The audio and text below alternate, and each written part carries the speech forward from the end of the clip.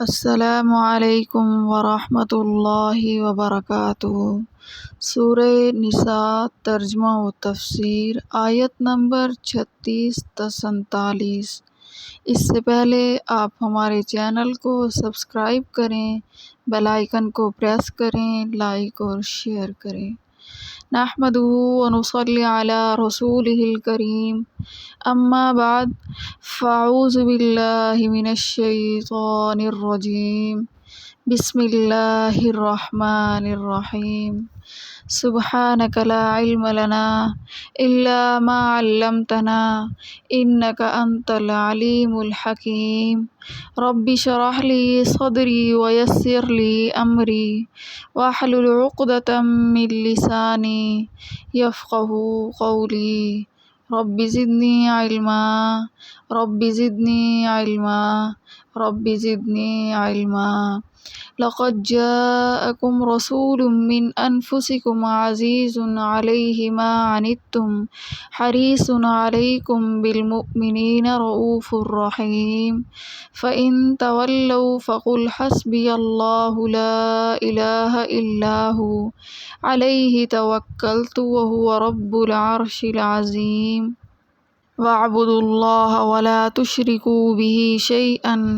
وَبِالْوَالِدَيْنِ إِحْسَانًا وَبِذِي الْقُرْبَى وَالْيَتَامَى وَالْمَسَاكِينِ وَالْجَارِ ذِي الْقُرْبَى وَالْجَارِ الْجُنُبِ وَالصَّاحِبِ بِالْجُنُبِ وَابْنِ السَّبِيلِ وَمَا مَلَكَتْ أَيْمَانُكُمْ إِنَّ اللَّهَ لَا يُحِبُّ مَنْ كَانَ مُخْتَالًا فَخُورًا۔ اور بندگی کرو اللہ کی اور شریک نہ کرو اس کا کسی کو، اور ماں باپ کے ساتھ نیکی کرو اور قرابت والوں کے ساتھ اور یتیموں اور فقیروں اور ہمسائے قریب اور ہمسائے اجنبی اور پاس بیٹھنے والے مسافر کے ساتھ اور اپنے ہاتھ کے مال یعنی غلام باندیوں کے ساتھ۔ بے شک اللہ کو پسند نہیں آتا اترانے والا، بڑائی کرنے والا۔ للذین یبخلون ویأمرون الناس بالبخل ویکتمون ما آتاہم اللہ من فضلہ وأعتدنا للکافرین عذابا مہینا۔ جو کہ بخل کرتے ہیں اور سکھاتے ہیں لوگوں کو بخل اور چھپاتے ہیں جو ان کو دیا اللہ نے اپنے فضل سے، اور تیار کر رکھا ہم نے کافروں کے لیے عذاب ذلت کا۔ والذین ينفقون اموالهم رئاء الناس ولا يؤمنون باللہ ولا بالیوم الآخر ومن یکن الشیطان له قرینا فساء قرینا۔ اور وہ لوگ جو کہ خرچ کرتے ہیں اپنے مال لوگوں کو دکھانے کو، اور ایمان نہیں لاتے اللہ پر اور نہ قیامت کے دن پر، اور جس کا ساتھی ہوا شیطان تو وہ بہت برا ساتھی ہے۔ وَمَاذَا عَلَيْهِمْ لَوْ آمَنُوا بِاللَّهِ وَالْيَوْمِ الْآخِرِ وَأَنفَقُوا مِمَّا رَزَقَهُمُ اللَّهُ وَكَانَ اللَّهُ بِهِمْ عَلِيمًا۔ اور کیا نقصان تھا ان کا اگر ایمان لاتے اللہ پر اور قیامت کے دن پر، اور خرچ کرتے اللہ کے دیے ہوئے میں سے، اور اللہ کو ان کی خوب خبر ہے۔ ان اللہ لا یظلم مثقال ذرۃ وان تک حسنۃ یضاعفها ویؤتی من لدنہ اجرا عظیما۔ بے شک اللہ حق نہیں رکھتا کسی کا ایک ذرہ برابر، اور اگر نیکی ہو تو اس کو دگنا کر دیتا ہے اور دیتا ہے اپنے پاس سے بڑا ثواب۔ فَكَيْفَ إِذَا جِئْنَا مِنْ كُلِّ أُمَّةٍ بِشَهِيدٍ وَجِئْنَا بِكَ عَلَى هَؤُلَاءِ شَهِيدًا يَوْمَئِذٍ يَوَدُّ الَّذِينَ كَفَرُوا وَعَصَوُا الرُّسُلَ لَوْ تُسَوَّىٰ بِهِمُ الْأَرْضُ وَلَا يَكْتُمُونَ اللَّهَ حَدِيثًا۔ پھر کیا حال ہوگا جب بلائیں گے ہم ہر امت میں سے احوال کہنے والا، اور بلائیں گے تجھ کو ان لوگوں پر احوال بتانے والا۔ اس دن آرزو کریں گے وہ لوگ جو کافر ہوئے تھے اور رسول کی نافرمانی کی تھی کہ برابر ہو جائیں زمین کے، اور نہ چھپا سکیں گے اللہ سے کوئی بات۔ يا أيها الذين آمنوا لا تقربوا الصلاة وأنتم سكارى حتى تعلموا ما تقولون ولا جنبا إلا عابري سبيل حتى تغتسلوا وإن كنتم مرضى أو على سفر أو جاء أحد منكم من الغائط أو لامستم النساء فلم تجدوا ماء فتيمموا صعيدا طيبا فامسحوا بوجوهكم وأيديكم إن اللہ کان عفوا غفورا۔ اے ایمان والو، نزدیک نہ جاؤ نماز کے جس وقت کہ تم نشے میں ہو، یہاں تک کہ سمجھنے لگو جو کہتے ہو، اور نہ اس وقت کہ غسل کی حاجت ہو، مگر راہ چلتے ہوئے یہاں تک کہ غسل کر لو،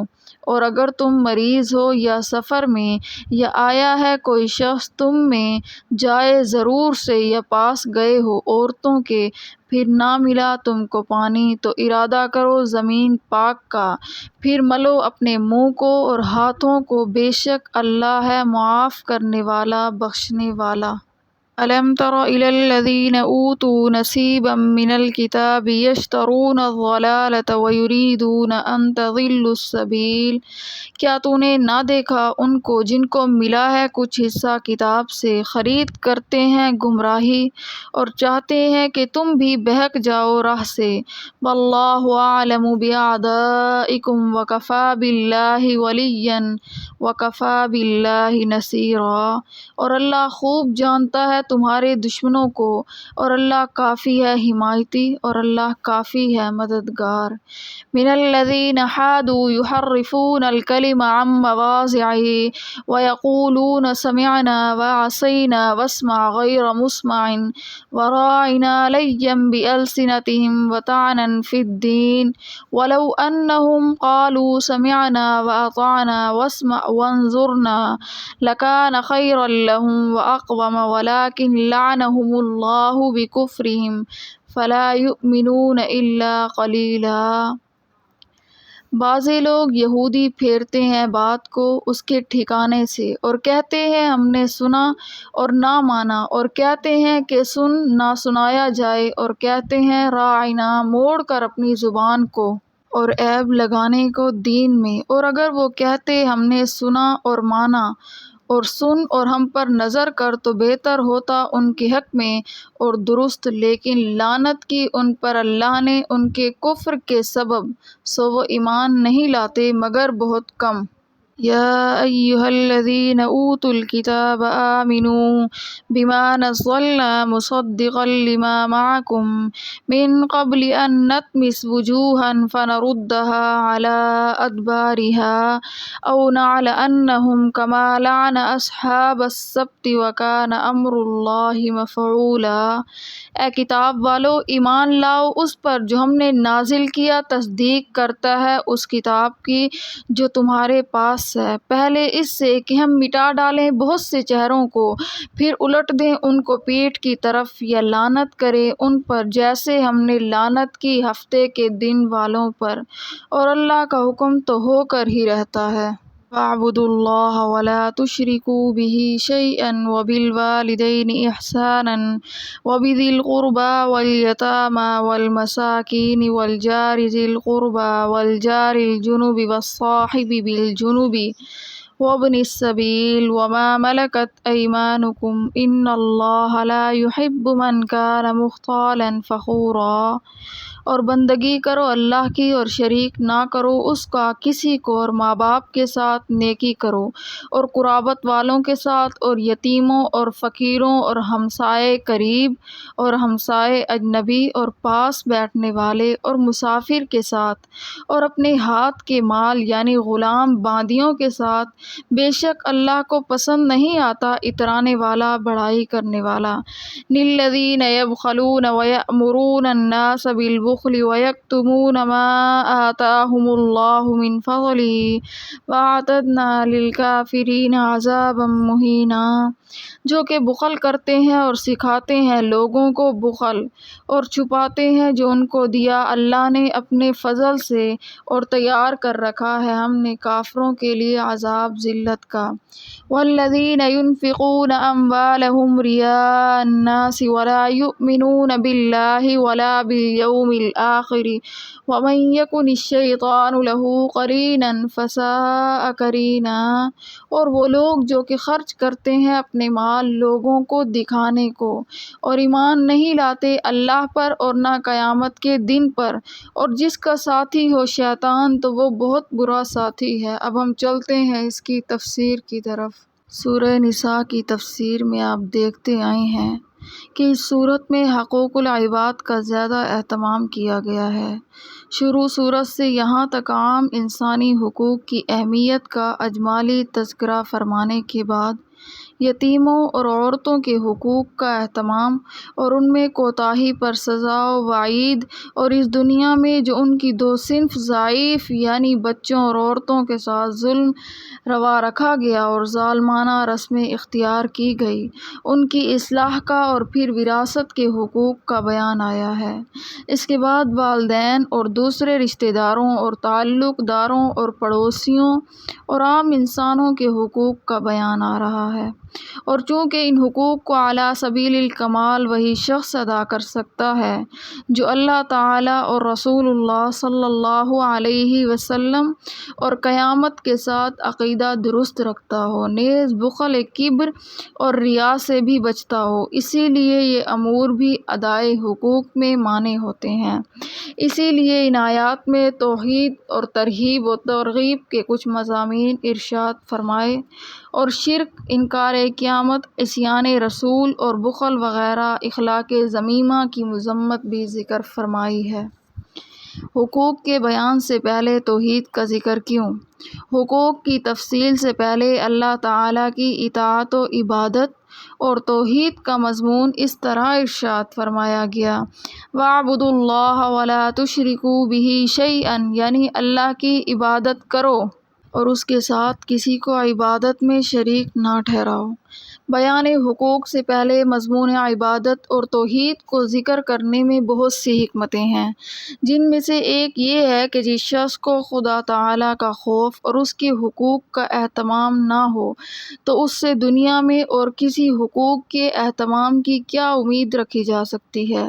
برادری، سوسائٹی کی شرم یا حکومت کے قانون سے بچنے کے لیے ہزاروں راہیں ڈھونڈ لیتا ہے۔ وہ چیز جو انسان کو انسانی حقوق کے احترام پر حاضر و غائب مجبور کرنے والی ہے وہ صرف خوف خدا اور تقویٰ ہے، اور یہ خوف و تقویٰ صرف توحید ہی کے ذریعے حاصل ہو سکتا ہے۔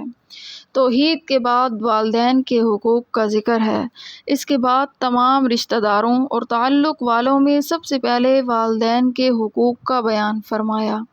اور اللہ تعالیٰ نے اپنی عبادت اور اپنے حقوق کے متصل والدین کے حقوق کو بیان فرما کر اس طرف بھی اشارہ کر دیا کہ حقیقت اور اصل کے اعتبار سے تو سارے احسانات و انعامات اللہ تعالیٰ کی طرف سے ہیں، لیکن ظاہری اسباب کے اعتبار سے دیکھا جائے تو اللہ تعالیٰ کے بعد سب سے زیادہ احسانات انسان پر اس کے والدین کے ہیں، کیونکہ عام اسباب میں وہی اس کے وجود کا سبب ہیں، اور آفرینش سے لے کر اس کے جوان ہونے تک جتنے کٹھن مراحل ہیں ان سب میں بظاہر اسباب ماں باپ بھی اس کے وجود اور پھر اس کے بقا و ارتقاء کے ضامن ہیں۔ اسی لیے قرآن کریم میں دوسرے مواقع میں بھی ماں باپ کے حقوق کو اللہ تعالیٰ کی عبادت و اطاعت کے ساتھ متصل بیان فرمایا گیا۔ ایک جگہ ارشاد ہے ان اشکر لی ولوالدیک، یعنی میرا شکر ادا کرو اور اپنے ماں باپ کا شکر ادا کرو۔ دوسری جگہ ارشاد ہے وَإِذْ أَخَذْنَا مِيثَاقَ بَنِي إِسْرَائِيلَ لَا تَعْبُدُونَ إِلَّا اللَّهَ وَبِالْوَالِدَيْنِ إِحْسَانًا۔ ان دونوں آیتوں میں والدین کے معاملے میں یہ نہیں فرمایا کہ ان کے حقوق ادا کر دیا کرو، یا ان کی خدمت کرو، بلکہ لفظ احسان لایا گیا جس کے عام مفہوم میں یہ بھی داخل ہے کہ حسب ضرورت ان کے نفقے میں اپنا مال خرچ کریں، اور یہ بھی داخل ہے کہ جیسی ضرورت ہو اس کے مطابق جسمانی خدمات انجام دیں، یہ بھی داخل ہے۔ ان کے ساتھ گفتگو میں سخت آواز سے یا بہت زور سے نہ بولیں جس سے ان کی بے ادبی ہو، کوئی ایسا کلمہ نہ کہیں جس سے ان کی دل شکنی ہو، ان کے دوستوں اور تعلق والوں سے بھی کوئی ایسا سلوک نہ کریں جس سے والدین کی دل آزاری ہو، بلکہ ان کو آرام پہنچانے اور خوش رکھنے کے لیے جو صورتیں اختیار کرنی پڑیں وہ سب کریں، یہاں تک کہ اگر ماں باپ نے اولاد کے حقوق میں کوتاہی بھی کی ہو، جب بھی اولاد کے لیے بدسلوکی کرنے کا کوئی موقع نہیں ہے۔ حدیث شریف میں ہے کہ حضرت معاذ بن جبل رضی اللہ تعالی عنہ فرماتے ہیں، مجھے رسول اللہ صلی اللہ علیہ وسلم نے 10 وصیتیں فرمائی تھیں۔ ایک یہ کہ اللہ تعالیٰ کے ساتھ کسی کو شریک نہ ٹھہراؤ، اگرچہ تمہیں قتل کر دیا جائے یا آگ میں جلا دیا جائے۔ دوسرے یہ کہ اپنے والدین کی نافرمانی یا دل آزاری نہ کرو، اگرچہ وہ یہ حکم دیں کہ تم اپنے اہل اور مال کو چھوڑ دو۔ رسول اللہ صلی اللہ علیہ وسلم کے ارشادات میں جس طرح والدین کی اطاعت اور ان کے ساتھ حسن سلوک کی تاکیدات وارد ہیں، اسی طرح اس کے بے انتہا فضائل اور درجات ثواب بھی مذکور ہیں۔ بخاری و مسلم کی ایک حدیث میں ہے کہ رسول اللہ صلی اللہ علیہ وسلم نے فرمایا کہ جو شخص یہ چاہے کہ اس کے رزق اور عمر میں برکت ہو، اس کو چاہیے کہ صلہ رحمی کرے، اپنے رشتہ داروں کے حقوق ادا کرے۔ ترمذی شریف کی ایک روایت میں ہے کہ اللہ تعالیٰ کی رضا باپ کی رضا میں اور اللہ تعالیٰ کی ناراضگی باپ کی ناراضگی میں ہے۔ رسول اللہ صلی اللہ علیہ وسلم نے فرمایا کہ جو لڑکا اپنے والدین کا مطیع و فرما بردار ہو، جب وہ اپنے والدین کو عزت و محبت کی نظر سے دیکھتا ہے تو ہر نظر میں اس کو حج مقبول کا ثواب ملتا ہے۔ روایت میں ہے کہ رسول اللہ صلی اللہ علیہ وسلم نے فرمایا کہ تمام گناہوں کو اللہ تعالی معاف فرما دیتے ہیں، لیکن جو شخص ماں باپ کی نافرمانی اور دل آزاری کرے اس کو آخرت سے پہلے دنیا ہی میں طرح طرح کے فتنوں میں مبتلا کر دیا جاتا ہے۔ قرابت داروں کے ساتھ حسن سلوک کی تاکید۔ آیت میں والدین کے بعد عام ذوی القربیٰ یعنی رشتہ داروں کے ساتھ حسن سلوک کی تاکید آئی ہے، جس میں رسول اللہ صلی اللہ علیہ وسلم اکثر اپنے خطبات کے آخر میں تلاوت فرمایا کرتے تھے۔ اس مضمون کو اس طرح بیان فرمایا، ان اللہ یأمر بالعدل والاحسان وایتاء ذی القربى، یعنی اللہ تعالی حکم دیتے ہیں سب کے ساتھ انصاف اور حسن سلوک کا اور رشتہ داروں کے حقوق ادا کرنے کا، جس میں رشتہ داروں کی حسب استطاعت مالی اور جانی خدمت بھی داخل ہے اور ان سے ملاقات و خبرگیری بھی۔ حضرت سلمان بن عامر رضی اللہ تعالی عنہ فرماتے ہیں کہ رسول اللہ صلی اللہ علیہ وسلم نے ارشاد فرمایا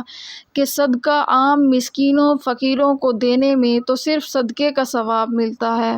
اور اگر اپنے ذی رحم رشتہ دار کو دیا جائے تو اس میں 2 ثواب ہیں، ایک صدقے کا، دوسرا صلہ رحمی کا، رشتہ داروں کے حقوق ادا کرنے کا۔ یتیم اور مسکین کا حقوق۔ آیت مذکورہ میں اول والدین کے حقوق، پھر عام رشتہ داروں کے، تیسرے نمبر پر ارشاد فرمایا والیتامی والمساکین، یتیموں اور مساکین کے حقوق کا مفصل بیان فرمایا، مگر اس کی یاد دہانی رشتہ داروں کے ضمن میں فرما کر اس طرف اشارہ کر دیا کہ لاوارث بچوں اور بے کس لوگوں کی امداد و اعانت کو بھی ایسا ہی ضروری سمجھیں جیسا اپنے رشتہ داروں کے لیے کرتے ہیں۔ پڑوسی کا حق۔ چوتھے نمبر پر ارشاد فرمایا والجار ذی القربى، اور 5ویں نمبر میں والجار الجنب، جار کے معنی پڑوسی کے ہیں۔ اس آیت میں اس کی 2 قسمیں بیان فرمائی ہیں، ایک جار ذی القربى، دوسرے جار جنب۔ ان 2 قسموں کی تفسیر و تشریح صحابہ کرام کے مختلف اقوال ہیں۔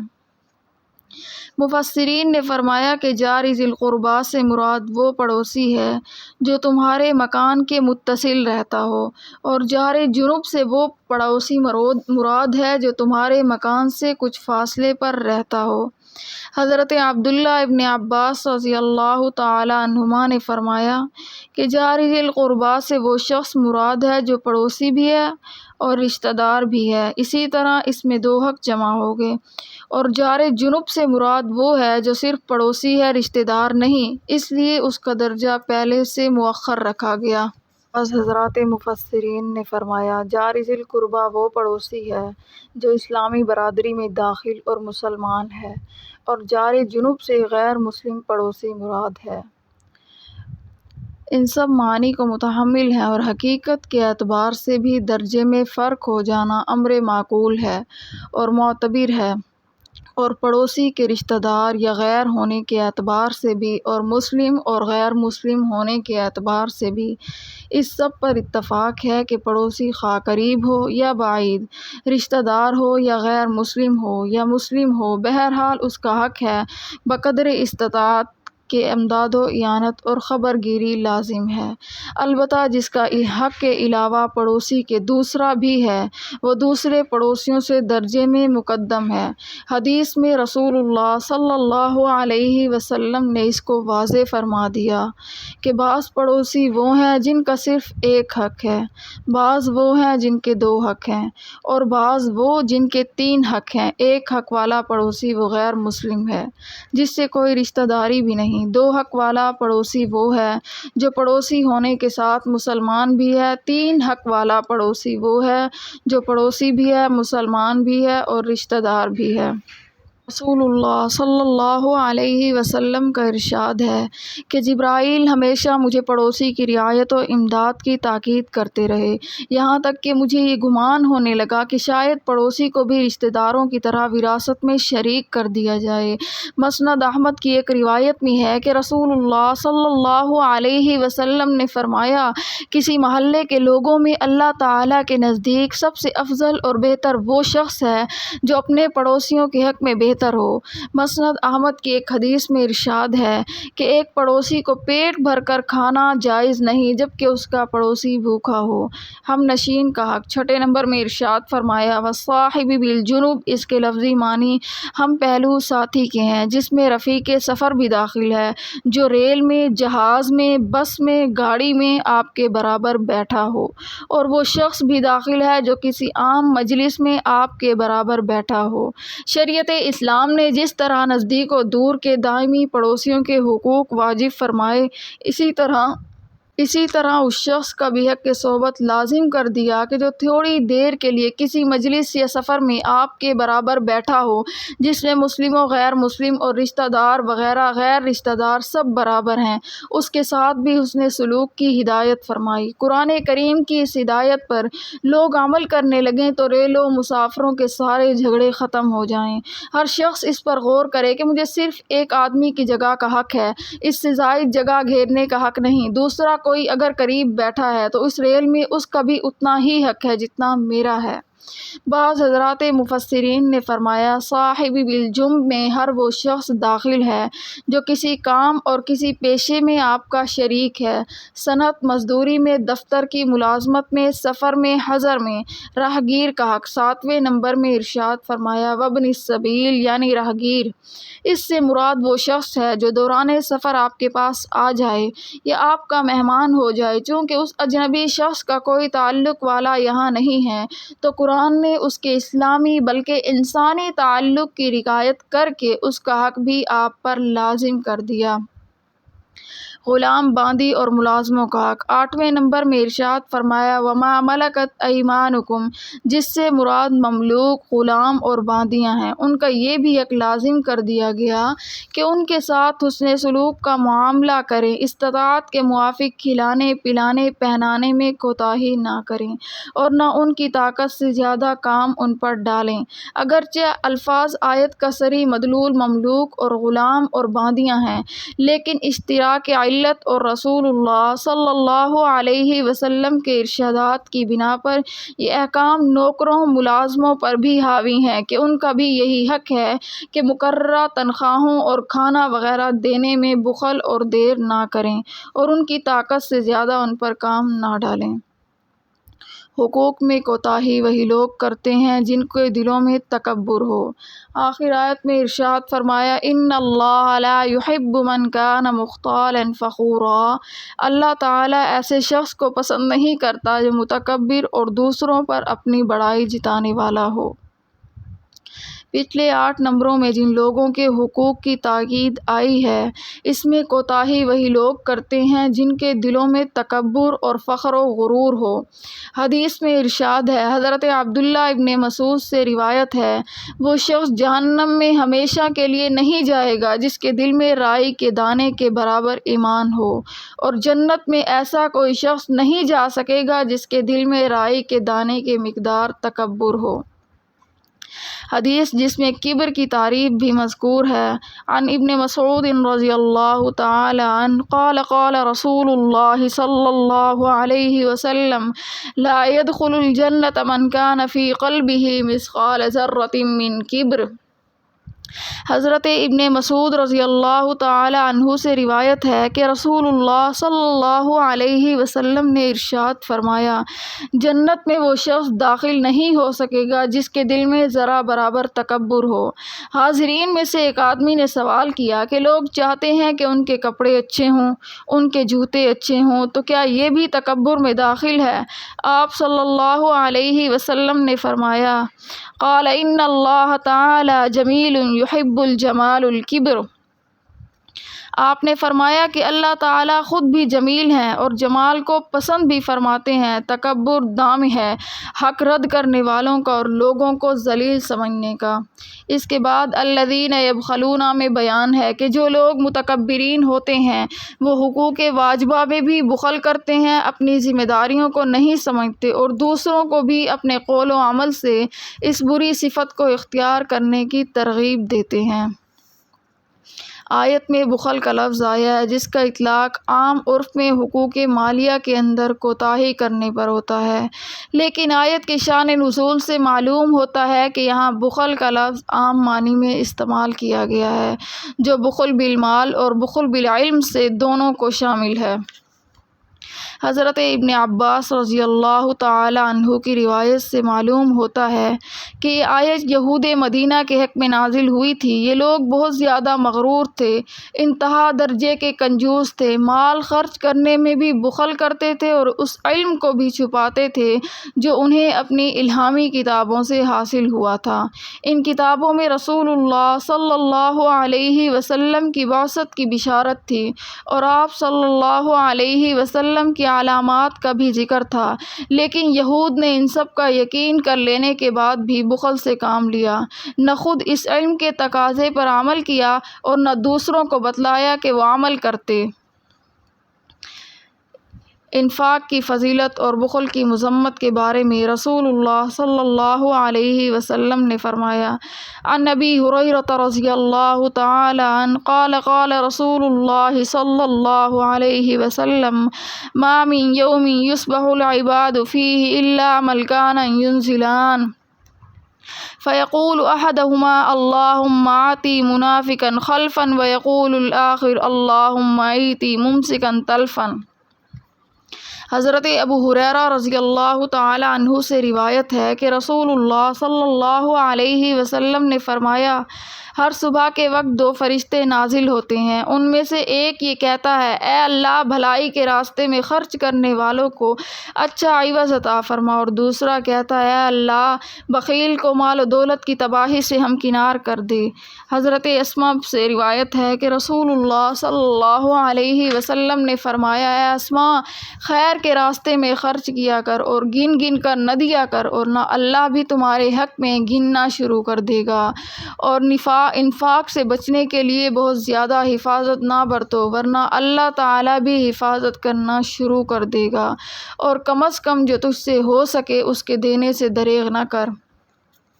حضرت ابو ہریرہ رضی اللہ تعالی عنہ سے روایت ہے، رسول اللہ صلی اللہ علیہ وسلم نے فرمایا کہ سخی اللہ سے بھی قریب ہے، جنت سے بھی قریب ہے، اور لوگوں کی نظروں میں بھی پسندیدہ ہے، اور جہنم کی آگ سے دور ہے، اور بخیل اللہ سے بھی دور ہے، جنت سے بھی دور ہے، لوگوں سے بھی دور ہے، اور آگ کے قریب ہے، اور جاہل آدمی جو سخاوت کرتا ہے اور فرائض کو ادا کرنے اور محرومات سے بچنے کا اہتمام کرتا ہو، اس کنجوس سے بہتر ہے جو عبادت گزار ہو۔ حضرت ابو سعید رضی اللہ تعالی عنہ سے روایت ہے کہ رسول اللہ صلی اللہ علیہ وسلم نے فرمایا کہ دو عادتیں کسی مومن میں جمع نہیں ہوتی، بخل اور بد اخلاقی۔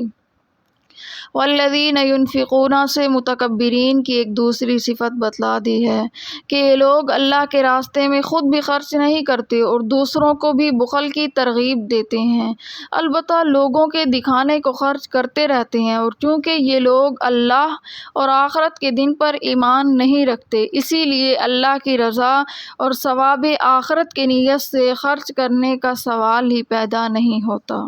ایسے لوگ تو شیطان کے ساتھی ہیں۔ حدیث میں ہے کہ حضرت ابو ہریرہ رضی اللہ تعالی عنہ سے روایت ہے کہ رسول اللہ صلی اللہ علیہ وسلم نے فرمایا، اللہ تعالیٰ فرماتے ہیں میں شرک سے بالکل بے نیاز ہوں۔ جو شخص کوئی نیک عمل کرتا ہے اور اس میں میرے ساتھ کسی دوسرے کو بھی شریک ٹھہراتا ہے تو میں اس عمل کو شریک ہی کے لیے چھوڑ دیتا ہوں اور اس عمل کرنے والے کو بھی چھوڑ دیتا ہوں۔ محمود بن لبیس سے روایت ہے کہ رسول اللہ صلی اللہ علیہ وسلم نے ارشاد فرمایا، تمہارے متعلق مجھے بہت زیادہ اندیشہ شرک اصغر کا ہے۔ صحابہ کرام نے عرض کیا، پوچھا شرک اصغر کیا ہے؟ آپ صلی اللہ علیہ وسلم نے جواب دیا، ریا۔ یہ اضافہ بھی ہے کہ قیامت کے دن جب اعمال صالحہ کا ثواب تقسیم ہوگا تو اللہ تعالیٰ ان ریا کرنے والوں سے فرمائیں گے، ان لوگوں کے پاس چلے جاؤ جن کو دکھانے کے لیے تم دنیا میں نیک عمل کرتے تھے، اور دیکھ لو کہ کیا ان کے پاس تمہارے اعمال کا ثواب اور اس کی جزا ہے۔ وَمَاذَا عَلَيْهِمْ لَوْ آمَنُوا بِاللَّهِ وَالْيَوْمِ الْآخِرِ وَأَنفَقُوا مِمَّا رَزَقَهُمُ اللَّهُ وَكَانَ اللَّهُ بِهِمْ عَلِيمًا۔ اور کیا نقصان تھا ان کا اگر ایمان لاتے اللہ پر اور قیامت کے دن پر اور خرچ کرتے اللہ کے دیے ہوئے میں سے، اور اللہ کو ان کی خوب خبر ہے۔ إِنَّ اللَّهَ لَا يَظْلِمُ مِثْقَالَ ذَرَّةٍ وَإِن تَكُ حَسَنَةً يُضَاعِفْهَا وَيُؤْتِ مِن لَّدُنَّهُ أَجْرًا عَظِيمًا۔ بے شک اللہ حق نہیں رکھتا کسی کا ایک ذرہ برابر، اور اگر نیکی ہو تو اس کو دگنا کر دیتا ہے اور دیتا ہے اپنے پاس سے بڑا ثواب۔ فَكَيْفَ إِذَا جِئْنَا مِن كُلِّ أُمَّةٍ بِشَهِيدٍ وَجِئْنَا بِكَ عَلَى هَٰؤُلَاءِ شَهِيدًا يَوْمَئِذٍ يَوَدُّ الَّذِينَ كَفَرُوا وَعَصَوُا الرُّسُلَ لَوْ تُسَوَّىٰ بِهِمُ الْأَرْضُ وَلَا يَكْتُمُونَ اللَّهَ حَدِيثًا۔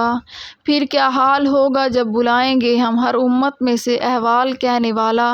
اور بلائیں گے تجھ کو ان لوگوں پر احوال بتلانے والا۔ اس دن آرزو کریں گے وہ لوگ جو کافر ہوئے تھے اور رسول کی نافرمانی کرتے تھے کہ برابر ہو جائیں زمین کے، اور نہ چھپا سکیں گے اللہ سے کوئی بات۔ ربط آیات: ماقبل کی آیات میں انکار خدا،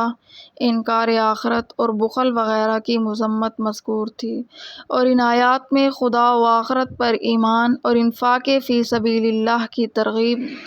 مذکور ہے۔ آخر میں موافق حشر کا بیان کر کے ان لوگوں کو انجام بد سے ڈرایا گیا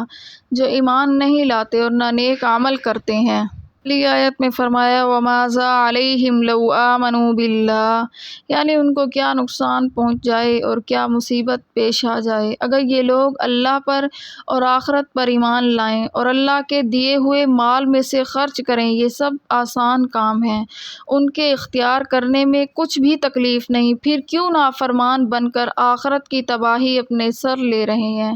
اس کے بعد فرمایا إِنَّ اللَّهَ لَا يَظْلِمُ مِثْقَالَ ذَرَّةٍ، اللہ تعالیٰ کسی کے اعمال حسنہ کا ثواب اور جزائے خیر میں ذرہ برابر بھی کمی نہیں فرماتے، بلکہ اپنی طرف سے اس میں اور اضافہ فرما دیتے ہیں، اور آخرت میں دگنے دگنے بڑھا کر نوازیں گے اور اپنی طرف سے ثواب عظیم عطا فرمائیں گے۔ اللہ تعالیٰ کے یہاں ثواب کا کم سے کم معیار یہ ہے کہ ایک نیکی کی 10 نیکیاں لکھی جاتی ہیں، اور اس کے علاوہ مختلف بہانوں سے اضافہ در اضافہ ہوتا رہتا ہے۔ حدیث سے معلوم ہوتا ہے کہ کچھ اعمال ایسے ہیں جن کا ثواب 20 لاکھ گنا تک زیادہ ہو جاتا ہے، اور اللہ کی ذات تو کریم ذات ہے، وہ اپنی بے پناہ رحمتوں سے اتنا بڑھا کر دے دیتے ہیں کہ ثواب و شمار میں بھی نہیں آتا۔ واللہ یضاعف لمن یشاء، اس اجر عظیم کا کیا تصور کیا جا سکتا ہے جو بارگاہ رب العزت سے ملتا ہے۔ آیت میں جو لفظ ذرۃ آیا ہے، اس کا ایک ترجمہ تو معروف ہی ہے جو ما قبل میں گزر چکا ہے۔ بعض حضرات نے کہا ہے کہ ذرۃ لال رنگ کی سب سے چھوٹی چونٹی کو کہا جاتا ہے۔ اہل عرب کم وزن اور حقیر ہونے میں اس کو بطور مثال پیش کرتے تھے۔ فَكَيْفَ إِذَا جِئْنَا مِنْ كُلِّ أُمَّةٍ سے میدان آخرت کے استحضار کی طرف توجہ دلائی گئی ہے، اور کفار قریش کی تو بیخ بھی مقصود ہے۔ ان لوگوں کا کیا حال ہوگا جب میدان حشر میں ہر امت کا نبی اپنی امت کے نیک و بد اعمال پر بطور گواہ پیش ہوگا، اور آپ بھی اپنی امت پر گواہ بن کر حاضر ہوں گے، اور بطور خاص ان کفار و مشرکین کے متعلق خدائی عدالت میں گواہی دیں گے کہ انہوں نے کھلے کھلے معجزات دیکھ کر بھی تکذیب کی اور آپ کی وحدانیت اور میری رسالت پر ایمان نہ لائے۔ بخاری شریف کی روایت میں ہے کہ حضور علیہ الصلاۃ والسلام نے حضرت عبداللہ ابن مسعود سے فرمایا کہ مجھے قرآن سناؤ۔ حضرت عبداللہ ابن مسعود نے عرض کیا کہ آپ مجھ سے سننا چاہتے ہیں حالانکہ قرآن آپ ہی پر نازل ہوا ہے؟ آپ صلی اللہ علیہ وسلم نے فرمایا، ہاں پڑھو۔ میں نے سورہ نساء کی تلاوت شروع کر دی، اور جب فَكَيْفَ إِذَا جِئْنَا مِنْ كُلِّ أُمَّةٍ بِشَهِيدٍ پر پہنچا تو آپ علیہ الصلاۃ والسلام نے فرمایا کہ اب بس کر دو، اور جب میں نے آپ صلی اللہ علیہ وسلم کی طرف نظر اٹھا کر دیکھا تو آپ صلی اللہ علیہ وسلم کی مبارک آنکھوں سے آنسو بہہ رہے تھے۔ علامہ قرطبی لکھتے ہیں کہ حضور علیہ الصلاۃ والسلام کو اس آیت سے آخرت کا منظر مستحضر ہو گیا، اور اپنی امت کی کوتاہ عمل اور بے عمل لوگوں کی بابت خیال آیا، اس لیے آنسو مبارک جاری ہو گئے۔ بعض حضرات نے فرمایا کہ ہؤلاء کا اشارہ زمانہ رسالت میں موجود کفار و منافقین کی طرف ہے،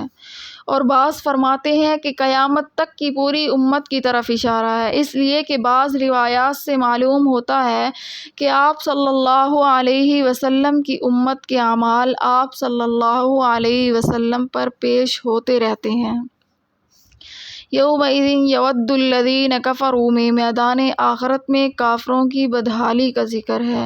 کہ یہ لوگ قیامت کے دن تمنا کریں گے، کاش ہم زمین کا پیوند بن گئے ہوتے، کاش زمین پھٹ جاتی اور ہم اس میں دھنس کر مٹی بن جاتے، اور اس وقت کی پوچھ گچھ اور عذاب و حساب سے نجات پا جاتے۔ میدان حشر میں جب کفار دیکھیں گے کہ تمام جانور ایک دوسرے کے مظالم کا بدلہ دینے کے بعد مٹی بنا دیے گئے تو ان کو حسرت ہوگی اور تمنا کریں گے کاش ہم بھی مٹی ہو جاتے، جیسا کہ سورہ نبا میں فرمایا، وَيَقُولُ الْكَافِرُ يَا لَيْتَنِي كُنْتُ تُرَابًا، آخر میں فرمایا وَلَا يَكْتُمُونَ اللَّهَ حَدِيثًا، یعنی یہ کفار اپنے عقائد و اعمال سے متعلق کچھ بھی پوشیدہ نہ رکھ سکیں گے، ان کے اپنے ہاتھ پیر اقرار کریں گے، انبیاء علیہ السلام گواہی دیں گے، اور اعمال ناموں میں بھی سب کچھ موجود ہوگا۔ حضرت ابن عباس رضی اللہ تعالی عنہ سے پوچھا گیا کہ قرآن کریم میں ایک جگہ یہ ارشاد ہے کہ کفار کچھ بھی نہ چھپائیں گے، اور دوسری جگہ یہ ہے کہ وہ قسم کھا کر کہیں گے واللہ ربنا ما کننا مشرکین، کہ ہم نے شرک نہیں کیا۔ بظاہر ان دونوں آیتوں میں تعارض ہے، تو آپ نے جواب دیا کہ ہو ہوگا یوں کہ جب شروع میں کفار یہ دیکھیں گے کہ مسلمانوں کے سوا جنت میں کوئی جاتا ہی نہیں تو وہ یہ طے کر لیں گے کہ ہمیں اپنے شرک اور اعمال بد کا انکار ہی کر دینا چاہیے،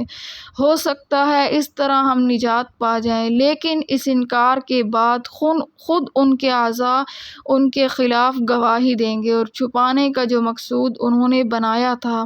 اس میں بالکل ناکام ہو جائیں گے۔ اس وقت سب اقرار کر لیں گے، اس لیے فرمایا وَلَا يَكْتُمُونَ اللَّهَ حَدِيثًا، کچھ بھی نہیں چھپا سکیں گے۔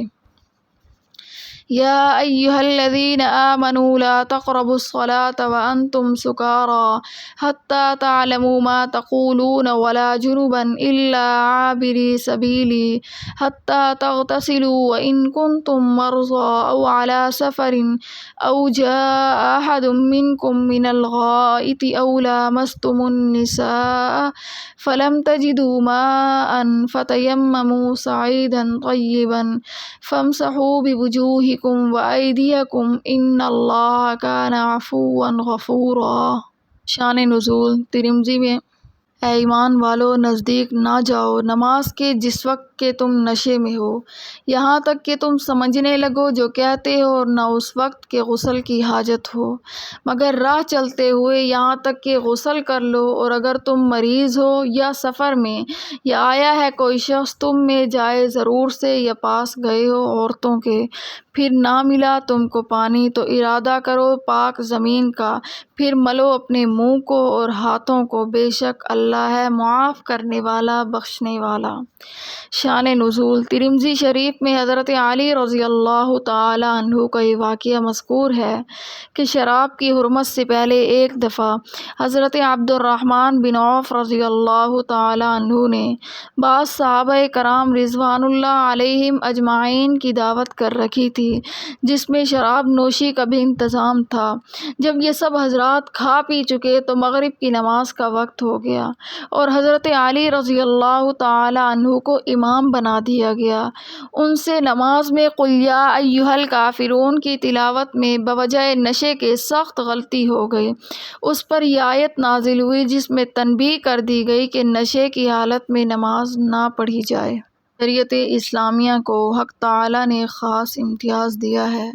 کہ اس کے احکام کو سہل اور آسان کر دیا۔ اسی سلسلے کی ایک کڑی یہ ہے کہ شراب نوشی عرب کی پرانی عادت تھی اور پوری قوم اس عادت میں مبتلا تھی بجز مخصوص حضرات کے جن کی طبیعت ہی کو اللہ تعالیٰ نے ایسا سلیم بنا دیا تھا، وہ اس خبیث چیز کے پاس کبھی نہیں گئے۔ جیسے رسول اللہ صلی اللہ علیہ وسلم کے نبوت سے پہلے آپ صلی اللہ علیہ وسلم نے کبھی شراب کو ہاتھ نہیں لگایا، اور یہ بھی سب جانتے ہیں کہ عادت کسی چیز کی بھی ہو اس کا چھوڑنا انسان پر بڑا مشکل ہوتا ہے، خصوصاً شراب اور نشے کی عادت تو انسان کی طبیعت پر ایسا قبضہ کر لیتی ہے کہ اس سے نکلنا آدمی اپنے لیے موت سمجھنے لگتا ہے۔ اللہ تعالیٰ کے نزدیک شراب نوشی اور نشہ کرنا حرام تھا۔ اسلام لانے کے بعد مسلمانوں کو اس سے بچنا مقصود و مطلوب تھا، مگر یکایک اس کو حرام کر دیا جاتا تو لوگوں پر اس حکم کی تعمیل سخت مشکل ہو جاتی، اسی لیے ابتداً اس پر جزوی پابندی عائد کی گئی اور اس کے خراب اثرات پر تنبیہ کر کے ذہنوں کو اس کے چھوڑنے پر آمادہ کیا گیا۔ چنانچہ ابتداً اس آیت میں صرف یہ حکم ہوا کہ نشے کی حالت میں نماز کے پاس نہ جاؤ، جس کا حاصل یہ تھا کہ نماز کے وقت نماز کا ادا کرنا تو فرض ہے، اوقات نماز میں شراب استعمال نہ کی جائے، جس سے مسلمانوں نے یہ محسوس کر لیا یہ ایسی خراب چیز ہے جو انسان کے لیے نماز سے مانع ہے۔ مثلا جس طرح نشے کی حالت میں نماز حرام ہے۔ بعض مفسرین نے فرمایا کہ جب نیند کا غلبہ ایسا ہو کہ آدمی اپنی زبان پر قابو نہ رکھے تو اس حالت میں بھی نماز پڑھنا درست نہیں۔ حدیث میں ارشاد ہے کہ اگر تم میں سے کسی کو نماز میں اونگ آنے لگے تو اسے کچھ دیر کے لیے سو جانا چاہیے تاکہ نیند کا اثر چلا جائے، اور نہ نیند کی حالت میں وہ سمجھ نہیں سکے گا اور بجائے دعا و استغفار کے اپنے آپ کو گالی دینے لگ جائے گا۔ تیمم کا حکم ایک انعام ہے جو اس امت کی خصوصیت ہے۔ اللہ تعالیٰ کا کتنا بڑا احسان ہے کہ وضو و طہارت کے لیے ایسی چیز کو پانی کے قائم مقام کر دیا جو پانی سے زیادہ سہل الحصول ہے، اور ظاہر ہے کہ زمین اور مٹی ہر جگہ موجود ہے۔ حدیث میں ہے کہ یہ سہولت صرف امت محمدیہ صلی اللہ علیہ وسلم کو عطا کی گئی ہے۔ تیمم کے ضروری مسائل فقہ کی کتابوں میں موجود ہیں۔ أَلَمْ تَرَ إِلَى الَّذِينَ أُوتُوا نَصِيبًا مِّنَ الْكِتَابِ يَشْتَرُونَ الضَّلَالَةَ وَيُرِيدُونَ أَن تَضِلُّوا السَّبِيلَ وَاللَّهُ أَعْلَمُ بِأَعْدَائِكُمْ وَكَفَىٰ بِاللَّهِ وَلِيًّا وَكَفَىٰ بِاللَّهِ نَصِيرًا۔ کیا تو نے نہ دیکھا ان کو جن کو ملا ہے کچھ حصہ کتاب سے، خرید کرتے ہیں گمراہی اور چاہتے ہیں کہ تم بھی بہک جاؤ راہ سے، اور اللہ خوب جانتا ہے تمہارے دشمنوں کو، اور اللہ کافی ہے حمایتی، اور اللہ کافی ہے مددگار۔ من الذین ہادوا یحرفون الکلم عن مواضعہ ویقولون سمعنا وعصینا واسمع غیر مسمع وراعنا لیا بألسنتہم وطعنا فی الدین ولو انہم قالوا سمعنا واطعنا واسمع وانظرنا لکان خیرا لہم واقوم ولکن لعنہم اللہ بکفرہم فلا یؤمنون الا قلیلا۔ بعضے لوگ یہودی پھیرتے ہیں بات کو اس کے ٹھکانے سے اور کہتے ہیں کہ ہم نے سنا اور نہ مانا، اور کہتے ہیں کہ سن نہ سنایا جائے، اور کہتے ہیں کہ راعنا موڑ کر اپنی زبان کو اور عیب لگانے کو دین میں، اور اگر وہ کہتے ہم نے سنا اور مانا اور سن اور ہم پر نظر کر تو بہتر ہوتا ان کے حق میں اور درست، لیکن لعنت کی ان پر اللہ نے ان کے کفر کے سبب سو ایمان نہیں لاتے مگر بہت کم۔ پچھلی آیات میں مواقع تقویٰ کا بیان تھا جس میں زیادہ تر ذکر باہمی معاملات کا تھا، درمیان میں کچھ احکام عبادات، نماز اور متعلقات کے ذکر کر دیے گئے جو انسان میں خدا کا خوف اور فکر آخرت پیدا کرتے ہیں اور معاملات کی درستی کو آسان کر دیتے ہیں۔ مذکورہ آیات سے مخالفین کے ساتھ معاملات کا ذکر فرمایا گیا جس میں یہود کی شرارت کا علاج، مسلمانوں کو الفاظ و عنوان میں بھی ادب کی رعایت کی تلقین کی گئی ہے۔ یا ایھا الذین اوتوا الکتاب آمنوا بما نزلنا مصدقا لما معکم من قبل ان نطمس وجوہا فنردها على ادبارها او نلعنهم كما لعن اصحاب السبت وكان امر اللہ مفعولا۔ اے کتاب والو، ایمان لاؤ اس پر جو ہم نے نازل کیا، تصدیق کرتا ہے اس کتاب کی جو تمہارے پاس ہے، پہلے اس سے کہ ہم مٹا ڈالیں بہت سے چہروں کو، پھر الٹ دیں ان کو پیٹھ کی طرف، یہ لعنت کرے ان پر جیسے ہم نے لعنت کی ہفتے کے دن والوں پر، اور اللہ کا حکم تو ہو کر ہی رہتا ہے۔ فَنَرُدَّهَا عَلَىٰ أَدْبَارِهَا،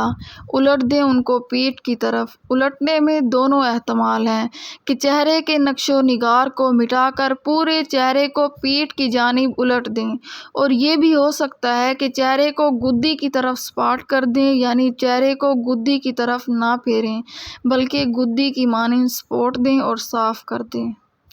فائدہ: یہاں یہ سوال پیدا ہوتا ہے کہ طمس و مسخ کب ہوا؟ بعض نے کہا کہ یہ عذاب قیامت سے قبل یہود پر ہوگا، بعض نے کہا یہ عذاب اس لیے واقع نہیں ہوا کہ ان میں سے بعض لوگ ایمان لے آئے تھے۔